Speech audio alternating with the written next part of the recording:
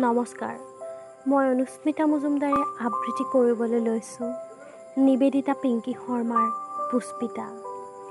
কবি নিবেদিতা পিংকী শৰ্মা, চিত্ৰ অংকন লিনি শৰ্মা। ফুল কুমলীয়া বয়সত জুনিত ৰক্ত দেখি যে ভয় খাইছিলোঁ মা, তেতিয়াই তই কৈছিলি মই হেনো হলো পুষ্পিতা। ভয়াতুৰ ছোৱালীজনী নাখাবি নুচুবিৰ নিয়মত হৈ পৰিছিলোঁ নিৰ্যাতিতা।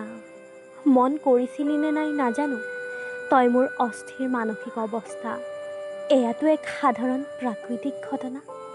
কিয় নুবুজিলি নাৰীত্ব লাভৰ এয়া যে স্বাভাৱিক প্ৰক্ৰিয়া। কিন্তু মই যে এতিয়া বুজি উঠিছোঁ নাৰীৰ কাৰণসমূহ ৰজস্বলাৰ। সেয়ে মোৰ জীয়ৰীক জাপি নিদিওঁ এই নকৰিবি নাখাবি নিয়মৰ বোজা। ঋতুস্ৰাৱ পাপ বা অস্পৃশ্য নহয়, ঋতুস্ৰাৱ হয় বাবেই নাৰী এগৰাকীয়ে পূৰ্ণতা পায়। ধন্যবাদ।